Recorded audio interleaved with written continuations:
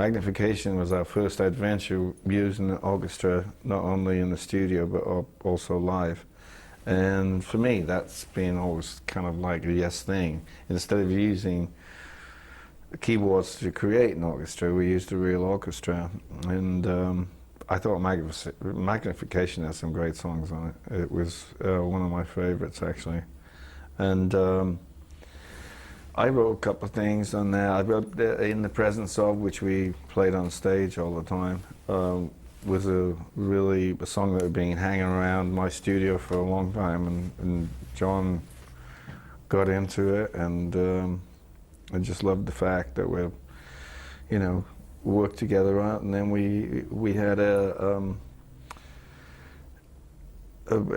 composer from San Diego who came up, and he would listen to what we were doing, but we left holes in it. So basically the four of us, Steve, Chris, John and myself, recorded all of that album basically, but it had a composer come and listen every day to what we were doing. Or he'd come every couple of days, and then we'd leave holes for the orchestra, and then he went back to his writing desk and came up with a great arrangements.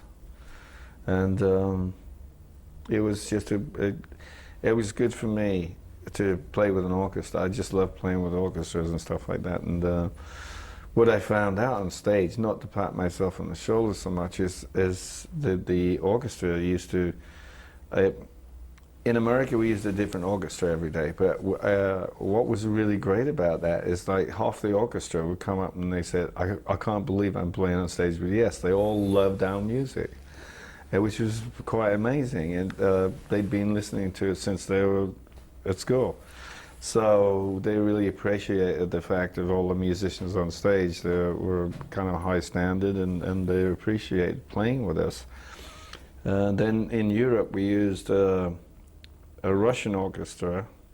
Actually, it was a Polish orchestra for the first half of the tour. And it was very funny because it was a 30-piece orchestra, and 22 of them were girls of like 25 years old. Anyhow. Could we maybe just pick it up from whether it was a Polish orchestra and not a...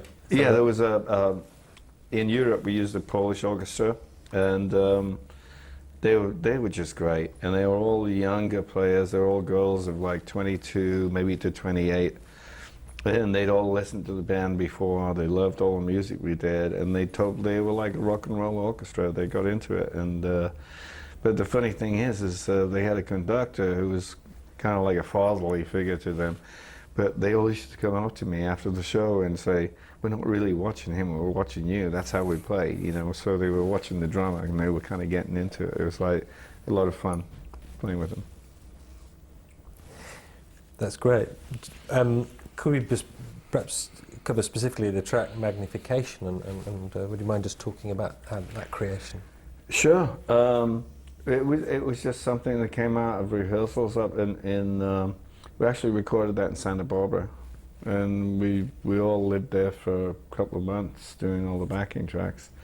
And it was a song that John had originally, and we all just got into the developing between the four of us. And there was a few tracks where I'd play piano and stuff like that just to mimic the orchestra, but we'd re-record the orchestra where the parts were. But basically came out of a song from John. Yeah, I've got with Chris and myself. Obviously, we've played together for a long time now, like 33 years. So it's almost like I know what he's doing before he does it, And it's the same with him, with me. I think we've been playing together so long, so we understand each other's style very well, and are able to play with each other in that way. But also, creative-wise, he brings things out in me, and I'm sure I bring kind of things out in his playing, and move him in different directions. And I think it's a good pull-push kind of situation the whole time, and when you have that happening, always something good comes out of it.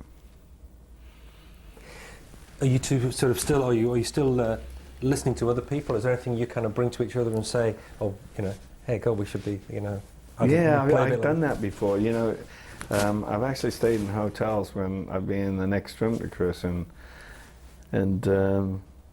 I put people on like weather report, you know, with Pastorius playing bass, and I turn it up really loud and add lots of bass to it so he could hear what he was doing. But you know, I mean, it's one of those things. It's just a wind-up situation. So I mean, I think we both appreciate each other's talent. What's your proudest achievement with the band, and what do you, when you look back on such a long Proudest achievement of the band is actually remembering everything. I think within a band like Yes, it's very hard to go on stage inebriated or anything like that. You have to be dead straight, because actually playing from the beginning to the end of a concert every night is a huge task. Not only for me, but pretty much everybody in the band, because there's a lot of complex kind of music, a lot of mood changes, a lot of places where you have to elevate the volume and, you know, crescendo. And it's just like, it's a constant task from beginning to end. And actually achieving that and staying with the band over 33 years is probably a proud thing to think of.